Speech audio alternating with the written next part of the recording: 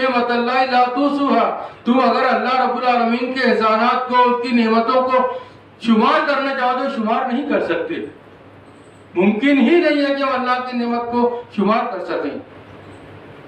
ابھی کووڈ کا معاملہ گیا میرے بھائیوں، آپ دیکھتے ہوں گے آکسیجن کی کتنی کمی ہوئی تھی، لوگ ہزاروں لاکھوں روپیہ دے کے سلنڈر خریدنے پہ مجبور تھے، لیکن اللہ رب العالمین ہمیں 24 گھنٹہ وہ گیس ہمیں مہیا کیے ہوئے۔ میرے بھائیوں کس نعمت کا شکر ادا کرو گے؟ اللہ رب العالمین کی بے پناہ حمد و ثنا، اس کے شکر اور اس کی بزرگی بڑائی کے بعد ہم سب کے اوپر واجب ہے، لازم ہے کہ ہم درود و شریف کا نذرانہ اللہ نبی کریم صلی اللہ علیہ وسلم کے پاس پیش کریں۔ اللہ رب العالمین نے ہمیں یہ حکم دیا ہے کہ ہم نبی کے اوپر ہمیشہ درود و سلام پڑھتے رہیں۔ اس لیے میرے بھائیوں، کیونکہ نبی کریم صلی اللہ علیہ وسلم نے جو دین کو مکمل کیا اور ہم تک پہنچانے میں جتنی کوششیں کی، جتنا رات دن ایک کر دیے، وہ ہم نہیں سمجھ سکتے۔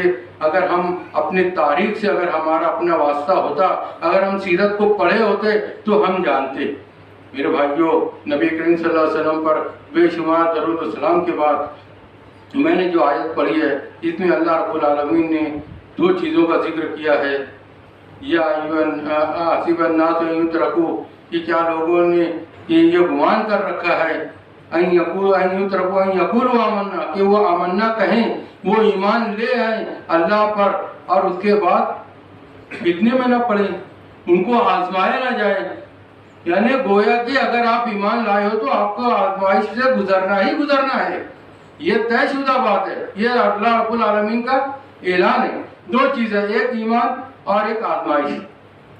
میرے بھائیوں، اگر آج ہم پوری دنیا اور اس دنیا کو اگر مختلف ممالک کو چھوڑ کے ہم ہندوستان کا جائزہ لیں تو آج ہندوستان نے ہمارے اوپر کتنی آزمائشیں ہیں۔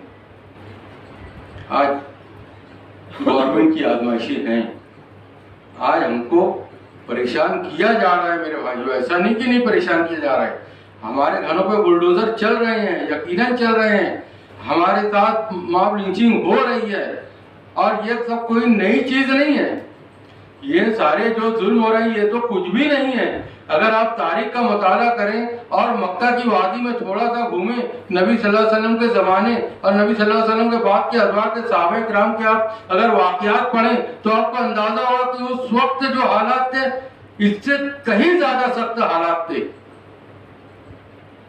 نبی کریم صلی اللہ علیہ وسلم سے حضرت عائشہ رضی اللہ تعالیٰ عنہ نے ایک دفعہ پوچھا کہ اللہ کے رسول، جنگ احد میں آپ کے دونوں دانت شہید ہو گئے تھے، تو اس وقت آپ کو بہت تکلیف ہوئی ہوگی۔ تو رسول اللہ صلی اللہ علیہ وسلم نے کہا کہ عائشہ، اس سے زیادہ کہیں تکلیف مجھے طائف کے سفر میں ہوئی تھی۔ میرے بھائیوں، نبی کریم صلی اللہ علیہ وسلم جب مکہ میں ہر طرح سے اپنی آواز کو بلند کیا، لا الہ الا اللہ کی طرف بلایا، توحید کی دعوت دی، ہر طرح سے اپنے آپ کو منوانے کی کوشش کی، لیکن جب ان لوگوں سے معاملات نہیں جمے تو آپ ایک سفر کیے طائف کا۔ نبی کریم صلی اللہ علیہ وسلم طائف گئے، طائف میں جا کے وہاں کے عمرہ کو، وہاں کے بڑے لوگوں کو توحید کی دعوت دی۔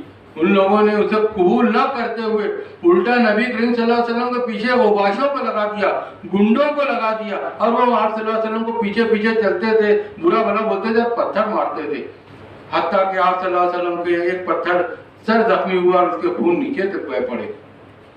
میرے بھائیوں، اس وقت کیا عالم تھا۔ رسول اللہ صلی اللہ علیہ وسلم زخمی ہیں، پریشان ہیں، ملائکہ جبال فرشتہ آ گیا ہے پہاڑوں کا، اس نے کہا کہ اللہ کا حکم ہے کہ اگر آپ اجازت دیں تو ہم اس بستی کو دونوں پہاڑوں کے بیچ میں دبا دیں، پیس دیں، ان کو نیست و نابود کر دیں۔ مگر قربان جائیے اس رحمت اللہ عالمین صلی اللہ علیہ وسلم پر کہ جنہوں نے کہا کہ نہیں، ایسا نہیں کرنا ہے، بلکہ مجھے امید ہے کہ ان کی آنے والی نسلیں توحید پرست ہوں گی۔ اور میرے بھائیوں، وہی ہوا۔ تو یہ کوئی معمولی چیز نہیں ہے۔ ایمان لانا اور ایمان کو قبول کرنا، مسلمان ہونا، یہ کوئی معمولی چیز نہیں ہے۔ اور آج خاص طور سے آج کے دور میں جب کہ ہم ہر طرف دیکھ رہے ہیں، ہر طرف فتنے ہیں، ہمارے ساتھ گاندھیت کا فتنہ لگا ہوا ہے، شکیلیت کا فتنہ لگا ہوا ہے، ہمارے پیچھے ارتداد کے فتنے لگے ہوئے ہیں، ہمارے پیچھے تحریکی فتنے ہیں، ہمارے پیچھے موجودیت کے فتنے ہیں، ہمارے پیچھے تحریکیت کے فتنے ہیں، سارے فتنے ٹوٹ پڑے ہیں مسلمانوں، ٹوٹ پڑے ہیں۔ لیکن ایک مومن بندہ مومن کا جو کام ہے، ایک بندہ مومن کو جو اس وقت کرنا چاہیے وہ صرف یہی ہے کہ اگر وہ اپنے ایمان کو بچانا چاہتا ہے تو وہ کتاب و سنت، اللہ اور اس کے رسول کو مضبوطی سے پکڑ لے۔ اور یہی نبی صلی اللہ علیہ وسلم نے ہمیں تعلیم دی ہے کہ میرے بعد میری سنتوں کو اور میرے اصحاب کی سنتوں کو اپنے دانتوں سے مضبوطی سے پکڑ لینا، تم کبھی بھی گمراہ نہیں ہوگے۔ میرے بھائیوں، یہ وہی وقت سے ہم گزر رہے ہیں۔ میرے بھائیوں، اگر آپ اس وقت کے حالات کا جائزہ لیں، حضرت بلال رضی اللہ تعالیٰ عنہ کے ساتھ کیا ہوا تھا، کیسے ان کے مکہ کی سنگلاخ زمین پر، اس گرم زمین پر اگر آپ میں سے کوئی حج کرنے یا عمرہ کرنے گئے ہوں تو دیکھے ہوں گے کس طرح وہاں پر پیر جلتے ہیں۔ میرے بھائیوں، اب تو کافی کچھ سدھار ہو گیا، اس وقت وہ پتھریلی اور وہ ریتیلی زمین تھی۔ میرے بھائیوں، تو بھی ایمان کیسے انہوں نے بچایا۔ میں صرف یہ ایمان اور فتنے کی بات کر رہا ہوں جو میں نے آیت پڑھی اس تناظر میں کہ فتنہ کیسے ہوا تھا۔ اس وقت بھی ان کو گھسیٹا گیا، ان کے سینوں پہ پتھر لاد دیا گیا، ان کی چربیاں پگھل گئیں، لیکن اللہ ہے، اللہ ہے، اللہ ہے، اس سے ہٹے نہیں۔ میرے بھائیوں، یہ ایمان کی دولت ہے۔ ان لوگوں نے ایمان کی مٹھاس کو سمجھا تھا، وہ لوگ جانتے تھے ایمان کیا ہے، کیا تکلیف آنی ہے۔ حضرت سمیہ آل یاسر کے ساتھ کیا ہوا میرے بھائیوں، کبھی غور کیا؟ حضرت سمیہ کے ساتھ اس کا مالک یہ ابو لہب تھا، ابو جہل ابو لہب کوئی ایک مالک تھا اس کا، اس نے اس کے ساتھ کیا کیا؟ تکلیفیں دیتا تھا، وہ برداشت کرتی تھی، مارتا تھا، کوئی نہ کوئی نئی تکلیف دیتا تھا، لیکن رائے راست سے نہیں ہٹا سکا، ایمان سے نہیں ہٹا سکا۔ آخری میں اس نے کیا کیا؟ دو مختلف سنجوں میں کھڑے کیے، دونوں ہاتھ اور پیر اس کو اونٹ سے باندھ دیے اور کہتا تھا ابھی بھی کہہ دے کہ میں جو اس کفار قریش کے اس دین پر ہوں، لیکن انہوں نے کہا نہیں، میں تو اس کو قبول ہی نہیں کرتی۔ اس کے بعد اس نے ایسا تیر چلایا جو آپ کی شرمگاہ پہ لگا اور آپ انتقال کر گئی۔ میرے بھائیوں، لیکن ایمان سے نہیں ہٹی۔ یہ واقعات، یہ تاریخ ہم جانتے نہیں ہیں، اس لیے آج ہم اپنے ایمان کو نہیں بچا پا رہے ہیں۔ آج ہم کہیں بھی بہک جاتے ہیں، جو چاہتا ہے ہمیں بہکا لے جاتا ہے۔ میرے بھائیوں، اپنی جو قوم اپنی تاریخ سے رشتہ توڑتی ہے اور اپنے مستقبل کے عزائم کو اچھے دیکھتی نہیں ہے، وہ قوم ہمیشہ ذلت اور پستی میں جاتی ہے۔ آج ہماری ذلت و پستی کا یہی معاملہ ہے، ہم نہ اپنی تاریخ سے جڑے ہوئے ہیں اور نہ ہمارے پاس مستقبل کا کوئی عزائم ہے کہ ہمیں مستقبل میں کیا کرنا ہے۔ ہمیں جو جس طرف ہانک رہے ہم چلے جا رہے ہیں۔ میرے بھائیوں، آپ اس وقت کے وہ حالات دیکھو، آج ہم نے یہ NRC CAA اور یہ سب جو قاعدے قانون آ رہے ہیں، آپ اگر وہ مکہ کے ان واقعات کو دیکھو، شیب ابی طالب کا کیا معاملہ تھا؟ شیب ابی طالب کا واقعہ آپ لوگ جانتے ہیں یا نہیں جانتے ہیں؟ شیب ابی طالب کا واقعہ میرے بھائیوں، بنو ہاشم اور ابو طالب بنو مطلب کے ان دونوں قبیلوں کو پورے مکہ کے اور اطراف کے لوگوں نے یہ طے کر لیا کہ یہ نبی صلی اللہ علیہ وسلم کا ساتھ دیتے ہیں، انہیں قتل کرنے سے بچاتے ہیں، اس لیے ان کا بائیکاٹ کیا جائے۔ اور بائیکاٹ کیسا کیا گیا؟ نہ بات کریں گے، نہ لین دین کریں گے، نہ یہ ہمارے پاس آ سکتے ہیں، نہ ان کے کوئی گلہ دے گا، نہ ان کے پاس کوئی جائے گا، نہ کوئی آئے گا، نہ شادی ہوگی، نہ کوئی معاملہ نہیں ہوگا۔ ان کو محصور کر دیا گیا۔ میرے بھائیوں، 3 سال تک وہ محصور رہے، 3 سال تک شیب ابی طالب میں۔ کیسی تکلیفیں اٹھائیں، کیسی تکلیفیں اٹھائیں میرے بھائیوں۔ بچے عورتیں پھوک سے رات کو بلبلاتی تھیں تو مکے کی وادیوں میں وہ بھیانک آوازیں آتی تھی کہ وہ کفار کے کلیجے دہل جاتے تھے۔ میرے بھائیوں، ان دور سے گزرے ہیں۔ بچے کھانے کو نہیں تھا تو چھالوں کو، چمڑوں کو، جوتے کے چمڑوں کو انہوں نے بھگو کے چبایا ہے۔ میرے بھائیوں، یہ حالات تھے۔ وَهُمْ لَا يُفْتَنُونَ، کیا وہ فتنے میں یا ان کی آزمائش نہیں ہوگی؟ یہ آزمائش تھی، اور جتنی زیادہ آزمائش ہوتی ہے اتنا صبر بڑھتا ہے، توکل بڑھتا ہے، اگر ایمان مضبوط ہو۔ آج کے حالات میں ہم لوگ اپنا ایمان چھوڑ چکے، ہم بے صبری کا مظاہرہ کرتے ہیں، ہم جو منہ میں آتا ہے بول دیتے ہیں. میرے بھائیو ایسا نہیں ہے. اگر آپ مومن ہو, آپ کا ایمان ہے, تو آپ کا اتنا ہی مضبوط ہونا چاہیے. کتنی بھی تکالیف آئے, کتنی بھی آزمائش آئے, ہم لا الہ الا اللہ نہیں چھوڑیں گے, محمد رسول اللہ نہیں چھوڑیں گے.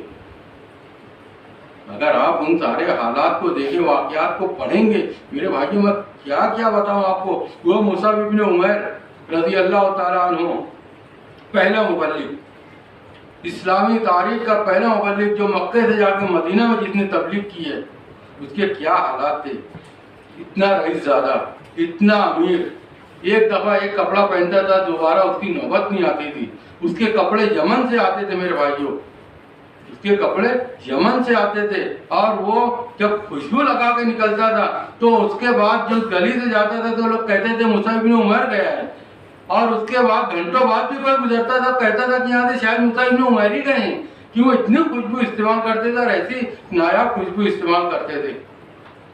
کیا ہوا میرے بھائیوں, آخر اللہ کے رسول کی توحید کی دولت کان پہ پڑی, اس کی آواز پڑی, اور انہوں نے ایمان لائے. ایمان لانے کے بعد ان کے حالات کیا ہوئے. حضرت مصعب ابن عمیر رضی اللہ, ماں نے کھانا پینا چھوڑ دیا, بھوک ہڑتال کر دی, بات کرنا چھوڑ دی. بہت پیار کرتے تھے, لیکن آخر میں انہوں نے کہہ دیا کہ اماں آپ چاہے کھانا پینا چھوڑ دیں, مجھ سے بات کرنا چھوڑ دیں, لیکن میں لا الہ الا اللہ پڑھ چکا ہوں, رسول اللہ کا کلمہ پڑھ چکا ہوں, میں اس سے ہٹنے والا نہیں ہوں. میرے بھائیوں, اس کے بعد کے حالات آپ پڑھو. وہ شہزادہ جو روز کپڑے بدلتا تھا, خوشبو لگاتا تھا, جوتے روز نئے پہنتا تھا, وہ جب آیا نبی صلی اللہ علیہ وسلم کے پاس, یا اللہ کے رسول میں نے اقرار کر لیا ہے اور مجھے یہ تکلیف ہے, اللہ کے رسول نے انہیں مدینہ بھیج دیا تبلیغ کے لیے, دعوت و تبلیغ کے لیے. میرے بھائیوں, جب رسول اللہ صلی اللہ علیہ وسلم ہجرت کر کے مدینہ گئے اور وہاں پر جب لوگوں سے ملاقات ہوئی, ایک دو روز میں بھی دیکھا تو مصعب ابن عمیر نہیں نظر آئے. پوچھا کہ یار مصعب کہاں ہیں؟ کہا آپ فلاں قبیلے میں دعوت و تبلیغ کر رہے ہیں. ان کے ہاتھوں پہ بہت لوگ مسلمان ہوئے, قبیلہ کی قبیلہ مسلمان ہوئے ان کے ہاتھوں پہ. تو کہا گیا کہ ان کو بلا کے لایا جائے. پھر مصعب ابن عمیر کو بلایا گیا, وہ حاضر ہوئے. میرے بھائیوں, ان کے تن پہ پیون لگے کپڑے تھے, بٹن کی جگہ کانٹے لگے ہوئے تھے. رسول اللہ صلی اللہ علیہ وسلم نے ان کو دیکھا, بے ساختہ ان کی آنکھوں سے آنسو جاری ہو گئے کہ مصعب یہ کیا حال ہے, تم کیا تھے, کیا ہو گئے؟ کہا اللہ کے رسول نہیں, میں بہت خوش ہوں, اللہ کے رسول میں بہت خوش ہوں, ایمان کی دولت مل گئی. میرے بھائیوں, ان حالات سے گزر کے صحابہ کرام نے ہم تک ایمان کو پہنچایا ہے. میرے بھائیوں, اس کی قدر کرو. سیرت کو تو پڑھو ذرا, سیرت کے واقعات کو پڑھو. رسول اللہ صلی اللہ علیہ وسلم نے کیا خدمات انجام دی, صحابہ کرام کیسے ہم تک پہنچائے دین کو. میرے بھائیوں, یہ کوئی معمولی بات نہیں ہے. ہم تم ہوتے تو ہمارے کیا کرتے. آج یہ حالات اور اس وقت کے حالات کو آپ غور کیجئے, کیا حالات تھے. آج ہمارے اوپر یہ حالات ہیں. آج پھر بھی ہم دعوت و تبلیغ کا کام نہیں کر رہے ہیں, پھر بھی ہم اللہ کی دعوت کو لوگوں تک, بندوں تک نہیں پہنچا رہے ہیں. کیوں نہیں پہنچا رہے ہیں؟ یا تو ہمارا ایمان کمزور ہے, یا ہم اپنے آپ کو بے بسی سے محسوس, یا ہم بے بس ہیں. آج بھی ہندوستان کے اندر ہم بے بس نہیں ہیں میرے بھائیوں, کہیں بے بسی نہیں ہے. آپ کو کیا پابندی ہے؟ حکمت چاہیے, حکمت چاہیے. خالی آپ کو دعوت و تبلیغ کرنا تو حکمت سے کیجیے. کیوں نہیں ہوگا؟ کیوں نہیں اللہ کے بندے قبول کریں گے؟ وہ جیسے کفار قریش کو, کفار مکہ کو اللہ نے ہدایت دی, طائف والوں کو ہدایت دی, کیا اللہ رب العالمین ان مسلمین کفار کو ہدایت نہیں دے سکتا؟ دے سکتا ہے, مگر ہم اصل میں ہم خود بگڑ گئے ہیں. آج ہمارے اخلاق کیسے ہیں, ہمارا کردار کیسا ہے, ہمارا ویوہار کیسا ہے, ہمارا لین دین کیسا ہے, ہم کیسے لوگوں سے ملتے ہیں. آج ہم اپنے بھائی کا حق نہیں ادا کرتے, آج ہم پڑوسیوں کا حق ادا نہیں کرتے, ہم دوستوں کے ساتھ کس طرح میل ملاپ سے رہتے ہیں. ہم جو سماجی کام ہیں, ماں باپ کے حقوق, والدین کے حقوق, بھائیوں کے حقوق اور سارے حقوق, وراثت کا معاملہ, کیا ہم ان ساری چیزوں کو اپناتے ہیں؟ میرے بھائیوں نہیں. یہی ہماری کمزوری ہے, یہ اخلاق و کردار. ورنہ آپ نبی صلی اللہ علیہ وسلم کے جب آپ نے نبوت کا دعویٰ کیا تھا اور پہاڑ پر چل کے جب نبوت سے اعلان کے پہلے جب آپ نے پوچھا تھا کہ کیا آپ لوگ مجھے سچا جانتے ہو، کیا میں جو کہوں گا آپ لوگ تصدیق کرتے ہو، تو اس وقت کفار قریش نے کیا کہا تھا؟ ما جربنا علیہ الکذب، ہم نے تو آپ کو کبھی جھوٹ کا تجربہ ہی نہیں کیا، مطلب اللہ کے رسول نے کبھی جھوٹ بولے ہی نہیں۔ یہ تو نبوت کے پہلے کی بات ہے، اور آج ہم دھڑلے سے جھوٹ بولتے ہیں، رات دن جھوٹ بولتے ہیں۔ جو نبی نے ہمیں جھوٹ سے منع کیا ہے، جو کبیرہ گناہ، وہ بھی ہم کرتے ہیں روز۔ میرے بھائیوں، امانت داری، دیانت داری ہمارے اندر ہے۔ امانت داری کا معاملہ ایسا ہے کہ جس کے اندر امانت داری نہیں، اس کے اندر دین نہیں، جس کے اندر وعدہ خلافی ہے، اس کے اندر دین نہیں۔ تو میرے بھائیوں، کیسے ہم، کس ناحیت سے ہم اپنے آپ کو پیش کریں؟ ضرورت اس بات کی ہے کہ ہم اپنے آپ کو، اپنے اخلاق و کردار کو بنائیں، اس کو سدھاریں۔ تو میرے بھائیوں، میں یہ بتا رہا تھا کہ جس وقت حضرت سمیہ رضی اللہ تعالیٰ عنہ کو شہید کیا گیا اور آل یاسر کے اوپر جو جرم ادا کیا گیا، جو ظلم کیا گیا، تو اللہ کے رسول کہتے تھے کہ اے آل یاسر، تم لوگ صبر کرو، صبر کرو، تم لوگ کا ٹھکانہ صرف اور صرف جنت ہے۔ یہ اللہ کے رسول نے انہیں اس وقت بشارت دی تھی۔ میرے بھائیوں، آپ تاریخ کے اور آپ کو تو دیکھیے، آپ کس طریقے سے ہم لوگ یہاں تک، ہمارے تک اس دین کو پہنچایا ہے۔ یہ مکہ کی وادیاں، یہ جو تبوک کے واقعات کو پڑھیے، جنگ تبوک میں کیا کیا نہیں ہوا میرے بھائیوں، کیسے کیسے واقعات پیش آئے۔ جب جنگ تبوک کا اعلان ہوا تو اس وقت سخت گرمی کے حالات تھے، کھجوریں پکنے والی تھی اور لوگوں کو جنگ کے لیے نکلنا پڑا۔ اللہ کے رسول کا حکم تھا، اس وقت اتنے سخت حالات تھے۔ اسی میں یہ واقعہ ملتا ہے کہ حضرت عمر رضی اللہ تعالیٰ عنہ نے سوچا کہ آج میں ابو بکر سے نیکی میں بڑھ جاؤں گا، اور انہوں نے اپنے گھر کا پورا مال آدھا کیا اور لے کے آ گئے اللہ کے رسول کے پاس مسجد نبی میں اور پیش کر دیا۔ اللہ کے رسول نے پوچھا عمر کیا لے کے آئے ہو؟ کہا اللہ کے رسول جتنا سامان تھا سب آدھا کر دیا ہوں اور وہ لے کے چلا آیا ہوں میں، اور دل میں بہت خوش تھے کہ آج میں ابو بکر سے نیکی میں بڑھ جاؤں گا۔ حضرت ابو بکر رضی اللہ تعالیٰ عنہ ہے، وہ بھی اپنا سامان لے کر آئے۔ اللہ کے رسول نے حضرت ابو بکر سے بھی پوچھا کہ ابو بکر گھر کیا چھوڑ کے آئے ہو؟ میرے بھائیوں، حضرت ابو بکر نے جواب دیا کہ اے اللہ کے رسول، میں گھر میں اللہ اور اس کے رسول کا نام چھوڑ کے آیا ہوں۔ اس وقت حضرت عمر نے کہا تھا کہ میں کبھی بھی حضرت ابو بکر سے نیکی میں آگے نہیں بڑھ سکتا۔ میرے بھائیوں، یہ دین کے لیے کس طرح سے لوگوں نے قربانیاں دی ہیں، میں آپ کو بتاتا چلوں۔ اسی جنگ تبوک میں صحابہ کرام، جو غریب صحابہ کرام تھے، جو نہیں دے پا رہے تھے کچھ، ایک سا کھجور، آدھا سا کھجور، تو یہ منافقین ہنستے تھے، یار یہ دین کی ایسی اس طرح خدمت کر رہے ہیں، یہ اللہ کے رسول کو اس طرح ایک سا اور آدھا سا کھجور دے رہے ہیں۔ لیکن میرے بھائیوں، ایک صحابی تھے جن کے پاس کچھ بھی نہیں تھا، شام کا کھانے کا بھی نہیں تھا۔ کیا کیا انہوں نے کیا کیا؟ ایک یہودی کے پاس گئے، اس کا کھیت تھا، اس سے معاہدہ کیا کہ میں آپ کا کھیت سینچوں گا، رات میں مزدوری کتنی دو گے؟ اس نے کچھ ایک سا یا آدھا سا کھجور کے دینے کا اس نے وعدہ کیا۔ یہ رات بھر انہوں نے مزدوری کی، مزدوری کرنے کے بعد صبح ایک سا کھجور لے کے خوشی خوشی اللہ کے رسول کے پاس آئے۔ اللہ کے رسول کو بولا کہ یہ لیجیے اللہ کے رسول، یہ آج میں یہ سب دے رہا ہوں آپ کو اللہ کی راہ میں۔ منافقین ہنس رہے تھے، ان کے چہروں پہ مسکراہٹ تھی۔ اللہ کے رسول نے دیکھا سب طرف، پھر اس کے بعد اللہ کے رسول نے اس ایک سا کھجور کو پورے ڈھیر کے اوپر پھیلا دیا اور یہ جملہ کہا تھا کہ آج سے اس سے بہتر کوئی صدقہ نہیں ہے۔ میرے بھائیوں، وہ خلوص تھا، وہ للہیت تھی، وہ ایک سا، وہ آدھا کلو، 1 کلو کھجور کی بات نہیں ہے، وہ ان کا خلوص، ان کا جذبہ، ان کی فدائیت، ان کا ایمان، یہ اصل چیز تھی۔ جبھی اللہ کے رسول نے فرمایا تھا کہ اگر آج میرے صحابہ جو خرچ کرتے ہیں اس کے ایک سا، ایک مد کھجور، اگر بات کے مسلمان یہ احد کا پہاڑ یہ سونا بھی بن جائے اور مسلمان اس کو خرچ کر دیں تو یہ ایک آدھا 1 کلو کھجور کے ثواب کو نہیں پہنچ سکتے۔ کیوں نہیں پہنچ سکتے؟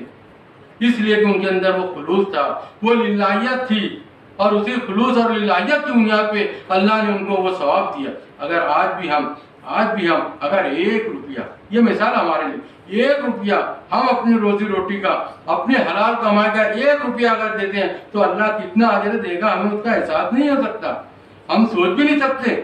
उस वक्त हमारे जो जज्बात होंगे, अगर वो जज्बा सही है, ईमानी जज्बा है, लिल्लाहियत है, खुलूस है, और वो 1 रुपया खर्च कर रहे हैं, तो यकीन जानो अल्लाह के यहाँ देने में कोई कमी नहीं है, खजाने में कोई कमी नहीं है। वो 1 रुपये के बदले क्या दे देगा हम उसका तसव्वुर भी नहीं कर सकते। हालांकि हम लोग बहुत मतलब ये 1 रुपया दे दिया, कोई हमें एहसास नहीं होता है, चलते फिरते 5 रुपया किसी फकीर को पकड़ा दिया, हमें एहसास नहीं होता। लेकिन हमें एहसास करना चाहिए कि हम इसकी मदद कर रहे हैं, हमारा भाई है, हमारा मुस्लिम भाई है, हमारी बहन है, ये एक बूढ़ी औरत है, ये एक फला है माशरे की, ये हमारा पड़ोसी है, ये भूखा है, इसको खाना खिलाना है।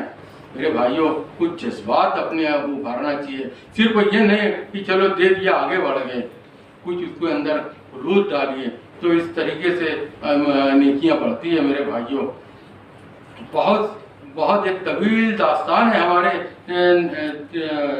सहाबा किराम की, किन किन वाक़यात की तरफ मैं आपको मतलब तवज्जो दिलाऊं। लेकिन अगर हम लोग जिस हालात से गुजर रहे हैं, या पूरी दुनिया में जिस तरीके से मुसलमानों को सताया जा रहा है, मारा जा रहा है, हर तरफ जलील किया जा रहा है, रुसवा किया जा रहा है, तो इसकी वजह हम खुद हैं, और हमारा ताल्लुक कुरान और हदीस से दूरी बनाए रखना है। एक बात तय कर लीजिए, अगर आप कुरान और हदीस से दूर रहेंगे हमेशा जिल्लत में रहेंगे। जिस दिन आप कुरान और हदीस से जुड़ जाएंगे, अंतुमुल आलौना इन कुंतुम मोमिनीन, तुम ही सरबुलंद रहोगे। अल्लाह ने ये वादा किया है कि मुसलमानों, अंतुमुल आलौना इन कुंतुम मोमिनीन, कि तुम ही सरबुलंद रहोगे अगर मोमिन होंगे।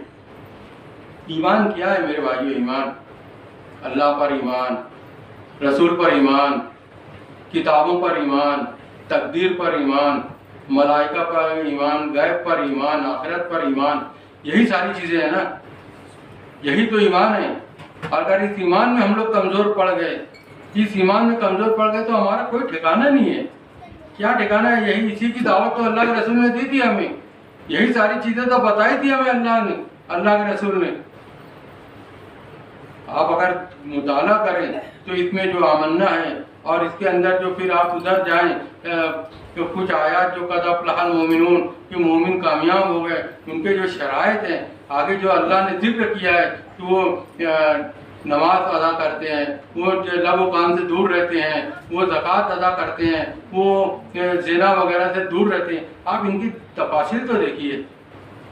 यानी मोमिन बंदा वो है जिसकी जो नमाज को ना छोड़ता हो, जो 5 वक्त की नमाज को अदा करता हो, और नमाज बाकायदा मस्जिद में आके जमात के साथ अदा करता हो, और खुशू व खुजू के साथ। ऐसा नहीं आए आप 4 रकात पढ़ा और चला गया, नहीं, आए इत्मीनान से 2 रकात सुन्नत पढ़े, 4 रकात सुन्नत पढ़े, जिसकी जो सुन्नतें हैं, जिसे सुनने रवातिब कहा जाता है, उसके बाद फर्ज नमाज अदा करे, जिक्र अस्कार करे, फिर उसके बाद की सुन्नतें अदा करे। ये पूरी एक नमाज होती है। ये तो फ़र्ज की बात कर रहा हूँ। मैं सहाबा किराम के वाक़े को बताऊँ। सहाबा एक मरतबा रसूलुल्लाह सल्लल्लाहु अलैहि वसल्लम काफ़िले के साथ जा रहे थे, रात हो गई, तो आप सल्लल्लाहु अलैहि वसल्लम ने दो सहाबा को मुकर्रर किया कि आप लोग हमारी हिफाजत के लिए रात भर जागेंगे, और कोई भी हादसा होगा तो फ़ौरन हमें आवाज़ देना, हम लोग उठ जाएंगे। 2 सहाबे ने वादा कर लिया, वो खड़े हो गए। एक सहाबी को कहा कि आप सो जाइए, आधी रात तक मैं जागता रहूँगा, आधी रात आप जागिएगा। जब पहले सहाबी नमाज के लिए खड़े हो गए कि अब कोई दुश्मन दिख नहीं रहा है, कुछ नहीं है, तो उन्होंने ये नियत बांधी नफिल की, और वो नफिल पढ़ना शुरू कर दिए। उतने में एक तीर आया जो उनके पैर में लगा और खून बहने लगा। लेकिन उन्होंने नमाज नहीं तोड़ी, उन्होंने पूरी 2 रकात पूरी की। उसके बाद दूसरे सहाबी को जगाया कि उठो, देखो दुश्मन करीब आ गया, तीर आके लगा। तो उस सहाबी ने कहा कि अल्लाह के बंदे, तुम्हें जब भी उठाना था जब तीर लगा था। तो कहने लगे, नहीं, मैं इतना मशगूल था और सूरह कहफ की तिलावत कर रहा था। मैं सूरह कहफ मुझे इतनी प्यारी है, मैं सूरह कहफ की तिलावत कर रहा था, इसलिए मैं मुनासिब नहीं समझा उसको छोड़ूं। पूरी सूरह कहफ पढ़ने के बाद उन्होंने सलाम फिरा था। मेरे भाइयों, क्या ये नमाज की कैफियत है? मैं आपको कैफियत बता रहा हूँ। खून निकल रहा है, तीर लगा हुआ है, और नमाज अदा हो रही है। हज़रत हातिम का लड़का जो रसूलुल्लाह सल्लल्लाहु अलैहि वसल्लम के हाथों बैत किया और सहाबी हो गया, उसके ताल्लुक से आता है 40 साल तक अजान से पहले मस्जिद में जाया करते थे। अजान से पहले मस्जिद में आते थे। मेरे भाइयों, किस चीज़ ने उनको ला दिया? अल्लाह का खौफ, अल्लाह का डर, अपना ईमान, सब चीज़ वही तो थी और उसी को लेके आए थे और उसी के अल्लाह रब्बुल आलमीन के सामने वो खड़े होते थे और नमाज़ें अदा करते थे। मेरे भाइयों, ये सारी चीज़ें हमें बहुत कम हुई। आज समझिए कि अगर 100 मुसलमान हैं तो वह मुश्किल 10 मुसलमान शायद 5 वक्त की नमाज में हाजिर होता है। आज जो तजिया किया गया है, मैं तो तजिए की बात करूं तो 100% में कहते हैं कि 99%, कुछ कहते हैं 95%, कुछ कहते हैं 96% मुसलमान नमाज 5 वक्त की अदा ही नहीं करते हैं। क्या हाल होगा हमारा मेरे भाई? हम किस बस्ती में जाएंगे? नमाज जैसी इबादत को हम छोड़े हुए हैं मेरे भाइयों। रसूलुल्लाह सल्लल्लाहु अलैहि वसल्लम, ये जुमा के ताल्लुक से मैं एक हदीस बताता चलूँ आपको। बात आ गई, कुछ लोग अज़ान के बाद मस्जिद में दाखिल हुए हैं, कुछ लोग। मेरे भाइयों, ये हदीस को गौर से सुन लो। नबी करीम सल्लल्लाहु अलैहि वसल्लम ने फरमाया, जुमा के दिन जो गुस्ल करता है, साफ़ सुथरे कपड़े पहनता है, खुशबू है तो खुशबू लगाता है और घर से पैदल चल के मस्जिद में आता है और इमाम के जितने करीब हो उतने करीब बैठ जाता है और पूरा खुतबा सुनता है, उसके बाद नमाज अदा करता है और उसके बाद बाहर निकलता है। तो जिस वक्त वो मस्जिद में अजान से पहले घर से निकलता है तो हर कदम पे यानी दिन के सौम का, रोज़े का मिलता है और रात के क़याम का सवाब मिलता है। मेरे भाइयों, ये हदीस आपको मैं बहुत आपको इससे ज़्यादा सवाब मिलेगा ही नहीं। अगर आपका यहाँ से घर 100 कदम दूर है, अगर आप 100 कदम चल के मस्जिद में अजान से पहले आते हैं और मेंबर के रसूल के करीब बैठते हैं और उसकी बातों को सुनते हैं, तो हर कदम पे एक रोज़े का सवाब और रात के क़याम का सवाब। और समझ लीजिए 100 साल, यानी 100 साल की इबादत का आपको सवाब मिलेगा, दिन के रोज़े का और रात के क़याम का। ये मामूली सवाब है। हम समझ नहीं पाते इन सारी चीज़ों को, हमारे ध्यान में चीज़ नहीं रहती है। मेरे भाइयों, मस्जिद में जुमा के दिन वो आयत है ना, जाहिलुल्लज़ीना आमनू इज़ा नूदिया लिस्सलाति मिन यौमिल जुमअति फस्अऊ इला ज़िक्रिल्लाहि व ज़रुल बैअ। सारी चीज़ें छोड़ कर मस्जिद की तरफ दौड़ पड़ो जुमा के अज़ान पे। हम नहीं छोड़ते। मेरे भाइयों, अल्लाह का हुक्म है अज़ान से पहले मस्जिद में जुमा के रोज़ आना, और मलाइका फरिश्ते वहाँ रजिस्टर लेके बैठे रहते हैं और जैसे ही इमाम मिंबर पहुँचता है वो रजिस्टर बंद हो जाता है। तो आपका जो बाद में आते हैं उनका नाम कैसे रजिस्टर में आएगा जुमा की? बताइए मेरे भाइयों। बहुत अहम चीज़ बता रहा हूँ मैं, इसके ऊपर आप लोग गौर कीजिएगा और इसको सोचिएगा और इस हदीस के ऊपर अगर अमल करने की कोशिश करेंगे तो वे बेशुमार हिसाबात आपके, बेशुमार नेकियां आप लोग के उसमें लिखी जाएंगी मेरे भाइयों। ये ज़िम्नन एक बात आ गई थी, वरना मैं असल में बता रहा था, ईमान की बात कर रहा था। अगर एक ईमान है तो आपके अंदर अमानतदारी है। और अमानतदारी कैसी, मैं एक वाक़या बताते चलूँ। अल्लाह के रसूल सल्लल्लाहु अलैहि वसल्लम हिजरत के लिए जब निकल रहे थे, जिस रात हिजरत के लिए हुक्म हुआ और निकलना था, तो हज़रत अली को बुलाया था। हज़रत अली को सारी अमानतें सौंपी, अपने बिस्तर पे सुलाया, कहा सुबह उठ के फला की अमानत, फला की अमानत, फला की अमानत ये मेरे पास रखी हुई है, ये दे देना। गौर करो, बाहर दुश्मन खड़े हैं, कत्ल का पूरा इरादा हो चुका है, पूरा ड्रामा सज चुका है कि आज नबी सल्लल्लाहु अलैहि वसल्लम का काम तमाम हो जाएगा, और अंदर क्या हो रहा है? घर के अंदर हज़रत अली को पूरे वो दिए जा रहे हैं अमानतदारी का ये हाल था मेरे भाइयों कि। और फिर हज़रत अली ने सुबह, अच्छा हज़रत अली का भी ईमान देखिए, कमाल देखिए। उनसे जब बाद में पूछा गया कि आपको क्या डर नहीं लगा कि आप रात में कत्ल हो जाएंगे, तो हज़रत अली ने क्या प्यारा जवाब दिया मेरे भाइयों। हज़रत अली ने कहा कि अल्लाह के रसूल ने मुझसे कहा था कि सुबह इसकी अमानत वहाँ पहुँचा देना। इसका मतलब मैं सुबह तक जिंदा रहूँगा और सुबह मुझको अमानत पहुँचानी है, मेरा कत्ल नहीं होगा रात में। सोचिए आप लोग, सोचने की बात है मेरे भाइयों। कैसे हालात से आए हैं, कैसे हालात से गुजरे हैं सहाबाए किराम, उनकी क्या तारीखें हैं और किस किस गज़वे का मैं मतलब जिक्र करूं आप लोग से। اور ایسی ہماری صحابیات بھی تھیں. سمیہ تو پہلی شہیدہ تھی. حضرت خنزہ رضی اللہ تعالیٰ عنہ کا واقعہ جانتے ہوں گے آپ لوگ. اپنے 7 بیٹوں، جوان بیٹوں کو انہوں نے شہید کیا ہے.